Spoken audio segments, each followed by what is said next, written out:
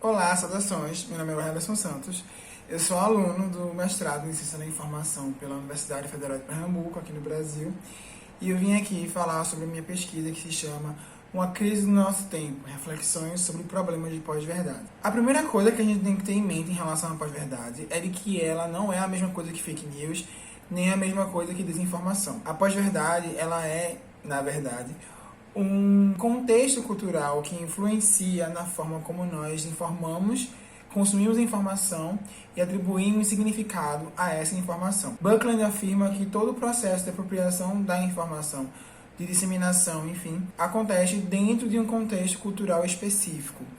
E a pós-verdade, ela é esse contexto cultural que vai favorecer o processo de disseminação de desinformações e, consequentemente, de fake news. Mas a pós-verdade, ela é esse contexto cultural na qual os fatos concretos valem menos e as emoções e opiniões pessoais valem mais, no qual aquilo que é entendido como verdade é atribuído a significados próprios, particulares, individuais dos sujeitos e não uma verdade coletiva. Ou seja, aquilo que nós entendemos como verdade acaba sendo manipulado, acaba sendo deturpado, acaba sendo colocado dentro de um plano individual de cada sujeito, o que favorece o processo de criar e espalhar desinformações para que acabam sustentando essas verdades individuais que acabam servindo a ideais próprios e, muitas vezes, claro, políticos e econômicos. Mas a questão é que a gente não pode encarar a pós-verdade como uma coisa abstrata que acontece num vácuo. Ela tem correlações com movimentos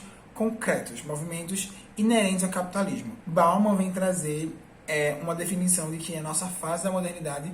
é uma fase de modernidade líquida. E ele vem dizer que há uma individualização dos sujeitos, na qual os sujeitos eles são sujeitos individuais, não há senso coletivo, há uma supervalorização do indivíduo em detrimento do coletivo. Ou seja, as pessoas não se veem mais na outra em busca do outro, mas veem o outro em busca de si, em busca de um espelho de si. Então, há um processo generalizado de individualização dos sujeitos e uma perca do senso coletivo. Essa perca do senso coletivo acaba prejudicando o processo de formação de verdades coletivas, de verdades que sejam totalizantes ou generalizantes. Perde-se essa noção de que as verdades elas não são construídas em um ambiente subjetivo individual, mas elas são construídas através de um processo dialético e dialógico, de diálogo com o outro, e de um constante processo de diálogo e interação do sujeito com a realidade e com aqueles que o envoltam. E, perdendo esse senso, acaba abrindo um lastro para que essas verdades acabem sendo tidas como verdades individuais.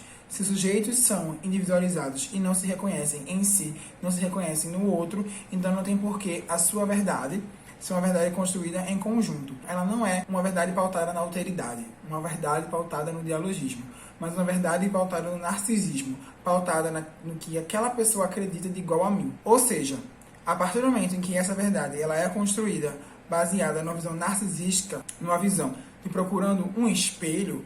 eu acabo prejudicando o meu processo de verdade coletiva, porque essa verdade que eu construo em conjunto com o outro, ela acaba sendo uma verdade que atende apenas a uma necessidade individual. Ou seja, quando esse outro ele discorda de mim em algum ponto, eu descarto ele e vou atrás de outra pessoa que concorde comigo, que reafirme as minhas verdades. Pois eu não construo um coletivo baseado na diferença, mas um coletivo baseado na igualdade, naquilo que é igual, naquilo que é semelhante, naquilo que é parecido. Esse processo de individualização, ele não acontece sozinho. Ele tem muito a ver com o processo de globalização do neoliberalismo, que tem em sua raiz doutrinatária essa superexaltação do indivíduo.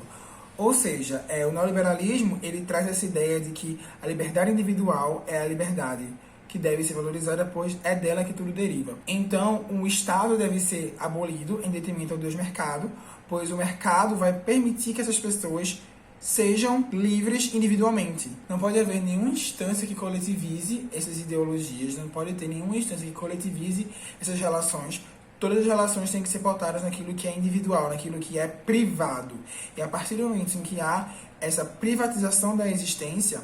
a partir do momento que há essa individualização da existência,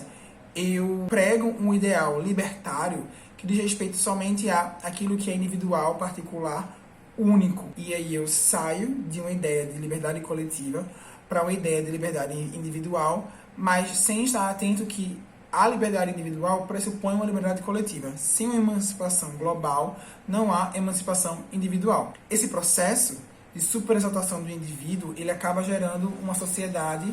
como o Byung-Chul Han chama de sociedade de desempenho. Ou seja, uma sociedade pautada na competição exacerbada, na criação de inimigos, pois você é concorrente de todos, na criação de um senso egoísta, egocêntrico, narcisista, individual, no qual pensa só em si e esquece de pensar no outro. Esse processo, junto com o neoliberalismo, ele acaba trazendo outras duas consequências da nossa modernidade, que Bauman traz, que é a colonização do público pelo privado, na qual as questões públicas dizem respeito a questões privadas, na qual o ambiente privado é o novo ambiente público, e há também a queda dos Estados-nações, o divórcio entre a noção de poder e a noção de Estado, onde o poder agora é global e se espalha pelo mundo, atravessando os Estados-nações, furando soberanias nacionais e se impondo entre o globo. Trazendo esse paralelo, a gente pode ver a internet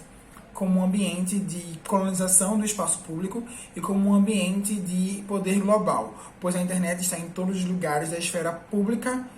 da administração pública à vida privada, e ela se torna um ambiente público, porém privatizado, porque eu pauto políticas, eu pauto discussões nesse ambiente privado, mas ele não é público, pois ele pertence a uma empresa. Junto a esse processo de individualização que favorece a pós-verdade, pois ele quebra esse senso de coletividade, ele quebra esse senso de que a minha verdade pode ser construída em conjunto, acontece aquilo que Byung-Chul Han vai chamar de sociedade positiva. A partir do momento que eu vivo em um grande processo, em um constante ideal, de ignorar o outro, de eliminar o outro, de negar o outro, e eu busco apenas aquilo que me reafirma, eu perco a habilidade de lidar com aquilo que é negativo, com aquilo que me nega. Só vou lidar com aquilo que me reafirma. Nisso, o Byung-Chul Han traz que a verdade ela é negativa, pois a partir do momento que eu afirmo algo como verdade, todo o outro é negado. E a pós-verdade, ela é uma resposta a essa negatividade da verdade. Ela é uma resposta positiva, dessa nossa cultura positiva,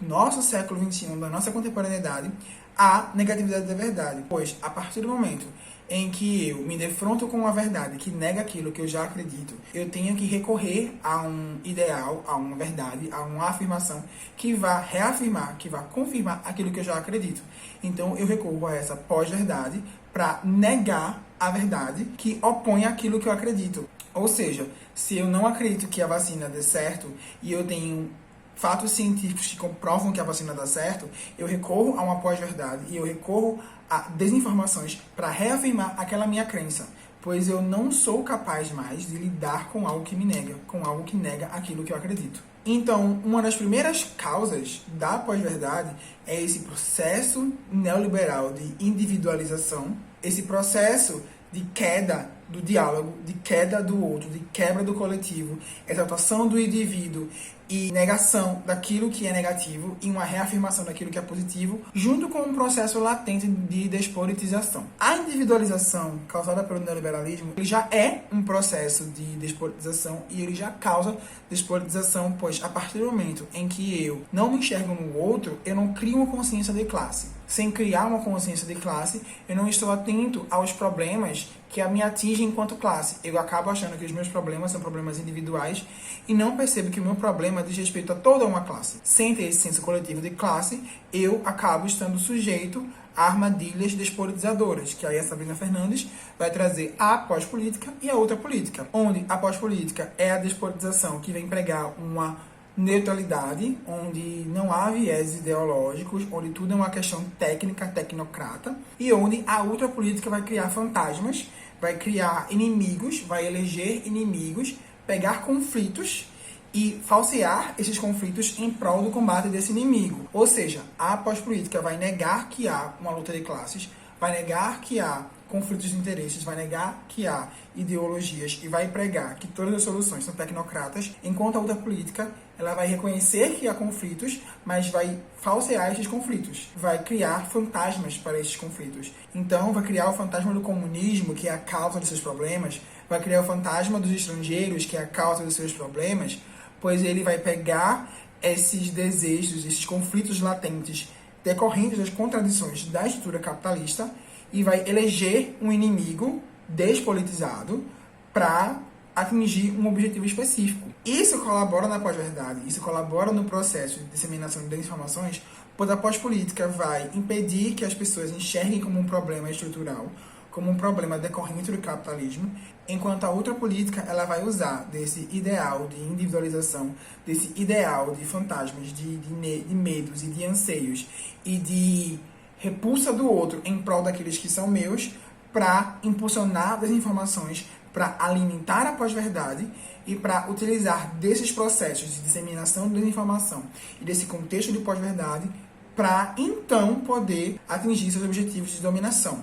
Claro, isso tendo em mente que a pós-verdade ela não está descolada de outros problemas decorrentes do capitalismo e ela conversa diretamente com o processo de luta de classes, que é inerente ao processo capitalista, pois ele é um sistema naturalmente desigual. A Sabrina Fernandes vai falar que pessoas despolitizadas não se sentem representadas por ninguém, pois elas não estão cientes dos conflitos que acontecem na sociedade e elas não conseguem enxergar as representações como porta-vozes de suas dores, pois elas não conseguem nomear essas dores, não conseguem nomear essas mazelas. Junto com esse problema de crise de representação, que é inerente ao processo de individualização, que é inerente a um processo de despolitização, há um outro agravante que é o que Byung-Chul Han chama de desmediatização. Ou seja, que é essa quebra da representação formal trazida pela internet, na qual agora pessoas comuns podem postar vídeos na internet, podem postar informações, não há mais uma necessidade aparente de recorrer às instâncias mediadoras oficiais, como as universidades, como as escolas, os jornais, enfim. Então, juntando esse processo de pessoas que não se sentem representadas, que não se sentem ouvidas e que não sabem o porquê, junto com esse processo de quebra da representação formal, de quebra das instâncias mediadoras, converge para pessoas despolitizadas, sem consciência coletiva formada, utilizando dessa nova mídia para expor a sua revolta contra as representações mal representativas, mas sem estar atentas de que os seus problemas, as suas indignações a respeito do problema com a representação não diz respeito a quem representa, mas à estrutura social, política e econômica que legitima essas instâncias. Então, a pós-verdade ela não pode ser enxergada como um processo alheio aos outros processos, às outras contradições decorrentes do capitalismo. Ela é um desdobramento informacional das consequências do neoliberalismo, mas ela também acaba sendo agravada pelo surgimento das novas mídias, das tecnologias de informação e comunicação, a internet e as mídias sociais, por exemplo, que trazem essa quebra da representação formal, que trazem esse ideal de liberdade, onde todos podem fazer tudo, sem revelar que há problemas capitais que impedem que haja realmente uma situação de real liberdade, uma vez que as empresas de tecnologia são privadas, então aquilo que for contra seus interesses, elas têm total autonomia para excluir ou criar algoritmos que prejudiquem certas informações. E para solucionar isso, ou para combater isso, é necessário um posicionamento radical e anticapitalista que vise expor as contradições do sistema, que está ciente das limitações impostas pelo capitalismo e que para um problema que é estrutural ou decorrente de uma estrutura, é necessário que as ações sejam estruturais. Para problemas que são sistêmicos, é necessária uma ação antissistêmica e que não está desvinculada de outras questões mais coletivas, que também são inerentes ao capitalismo, como a desigualdade de renda, como a luta de classes, a propriedade privada, as relações de trabalho, o processo de produção, consumo e demais contradições e processos que o capitalismo impõe, especialmente com esse capitalismo tardio capitaneado pelo neoliberalismo. Então, pensar em pós-verdade é pensar em capitalismo e é encarar ela a partir de uma raiz concreta, a partir de uma raiz material, que não enxergue ela como um problema tautológico, como um problema que é de raiz apenas teórica, mas como um problema que é de raiz teórica e prática. É somente através de reflexões que levem em consideração as questões concretas que circundam a existência é que a gente vai poder realmente pensar em alternativas, em ações que visem solucionar esse problema ou que visem trazer mais lucidez acerca dessas questões. É isso, muito obrigado pela atenção e até a próxima.